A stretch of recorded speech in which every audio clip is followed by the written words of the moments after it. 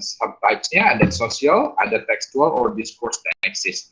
Kita bahas nanti satu-satu ya. Nah, ini jenis deixis. Deixis itu ada satu, spatial, temporal, personal deixis, social, textual, or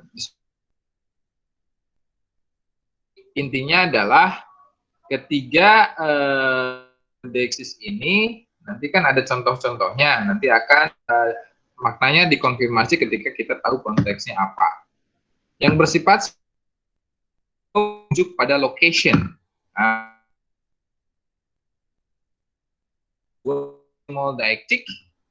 Proximal deictic itu pointing to atau kata rujukan yang contohnya this and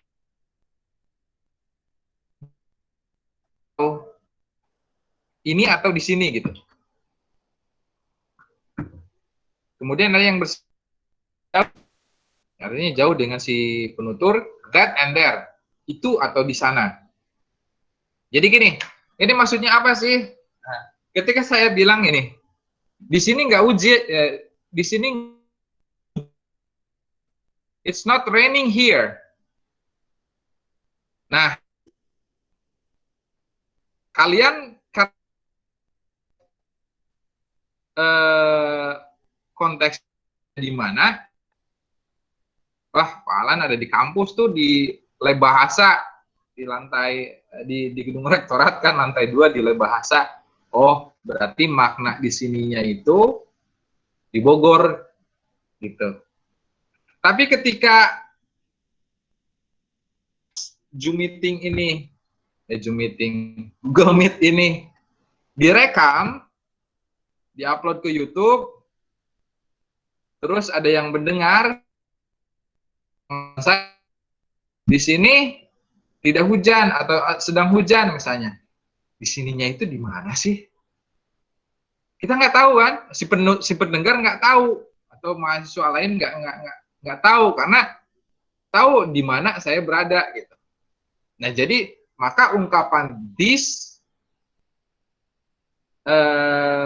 here, that atau there itu hanya bisa dimaknai ketika konteksnya diketahui gitu.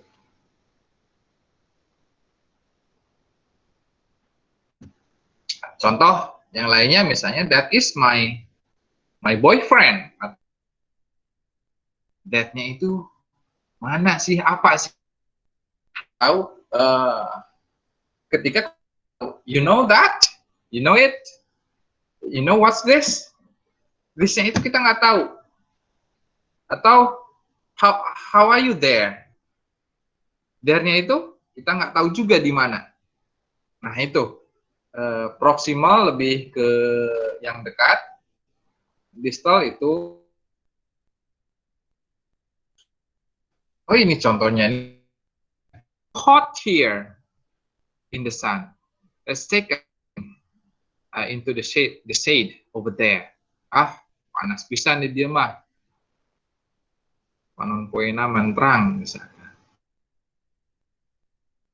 Di handapun pohon, di handapun tangkal, shade. Nah, ada nyuhan lah istilahnya. Jadi wang nyuhan beh ditu gitu kan, orang itu terjemahan Sundanya kurang lebih seperti itu. Bisa memaknai tahu, dia nggak tahu. I love this city, ketika ada tuturan I love this city, city-nya itu yang mana? Gitu kan? Nah, notice that the boundary between here and there is heavily context bound. Nah, di situ sangat terikat konteks pemaknaannya. Here in this room, here in Manchester, gitu kan? Siapa tahu here-nya itu tuturan itu dituturkan oleh kalian ternyata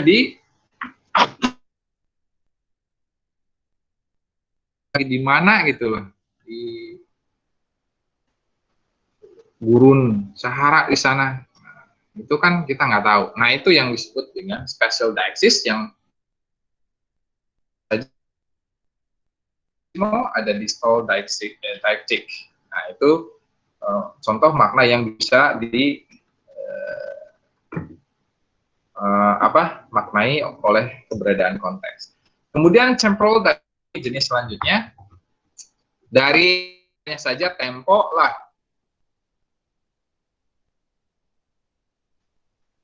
Indicates the timing, the timing of an event relative to the time of speaking. The only purring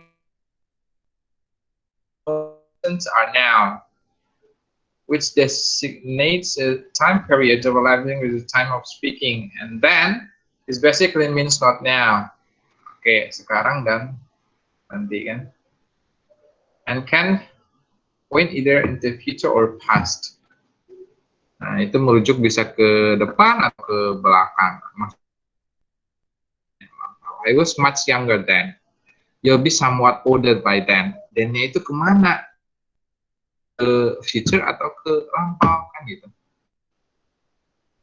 Many temporal deictic give extra information such as tomorrow and last year. Then is also deictic. Ya, karena bahasa Inggris itu kata kerjanya selalu terikat oleh waktu, maka di dalam kata kerja yang kena tensisnya tersebut itu juga disebut dengan temporal deictic. I washed the dishes. Tahu sih lampau, tapi kita nggak tahu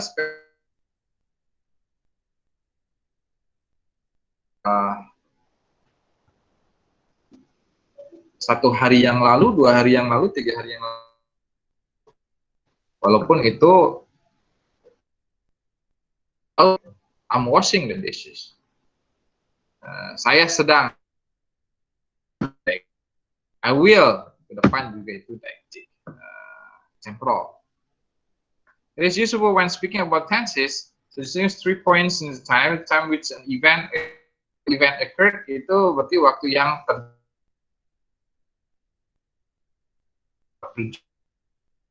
kapan waktunya, utterance produce, and difference time, RT itu in the so-called primary tenses, past itu istilah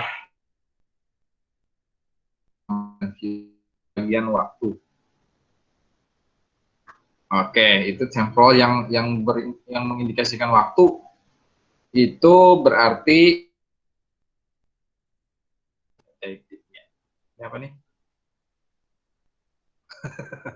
Oh, beer tomorrow. Nah, ini juga kan merujuknya kemana itu bingung. Besok harga birnya gratis. Nah, lagi datang misalnya catatan tersebut masih merujuk ke besok. Terus ya besoknya kapan gitu ya. Katanya gratis besok, itu lihat tulisannya. Kan tomorrow, besoknya lagi datang lagi. Loh katanya gratis. Enggak, itu kan tomorrow. Jadi rujukannya ke waktu gitu. Oke, itu ada diesel, ada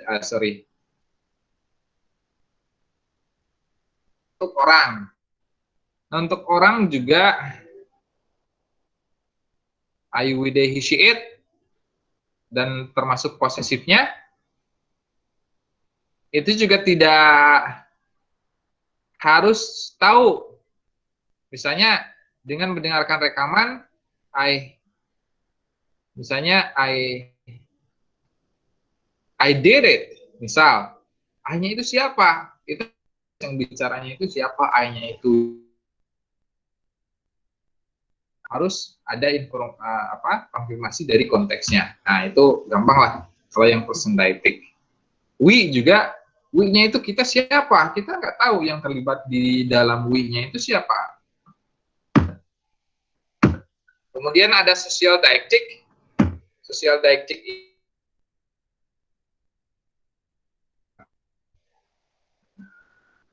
jadi bentuk kesopanan kalau yang ini, apalagi di daerah bahasa Sunda gitu kan, ada anjir, dengan ada salira, itu yang bentuk yang pada orang yang dianggap itu vipung. Abdi mah bajigur bae, nah itu vipung. Why the hero somewhat formal, jadi formal gitu itunya. Ada yang cipong itu lebih informal, tuturan yang lebih apa ya, sosial statusnya itu kalau bicara sama babaturan dengan teman gitu kan suasana maneh sia ente kan gitu. Kalau orang Sunda kelihatan naon, itu untuk yang tipong istilahnya. Kalau yang cipong itu ngaleut itu jadi nginum naon. Oke. Terutama di bahasa Sunda, di bahasa Asia itu siapa bicara pada siapa. Aing mah naon we asa ulah cai hujan. Cipong itu adalah bentuk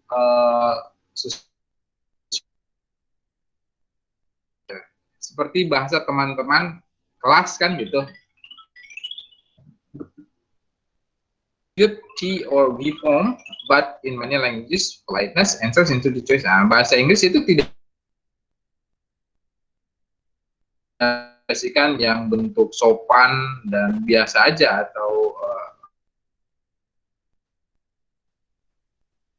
kalau di kita kan tabu dalam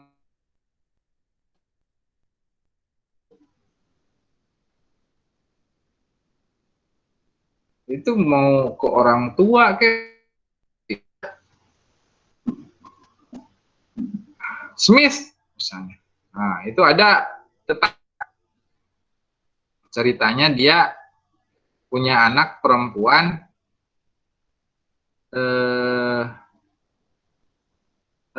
nikah eta mah pala cenah buka minantu teh lieur ningali tawe anak cenah. Jadi sesaropan orang gitu. Jadi di WA-nya itu kan namanya itu Yuni ya, ke mertua. Yuni, apa kabar? Disebut nama langsung. Yuni, apa kabar di sana? Sedang musim apa dia? Ya udah bisa lah bahasa Indonesianya. Tapi konteksnya, konteks kesopanannya mungkin ya itu. Karena di bahasa Inggris itu tidak mengenal itu. Kalau kita kan ke mertua, ya bilangnya mama atau apa itu kan sopan. Sana langsung aja menyebutkan nama. Yuni apa kabar di sana? Jika kabogoh sini ngomong teh, sini kamar tua. Nah, itu seperti itu memang.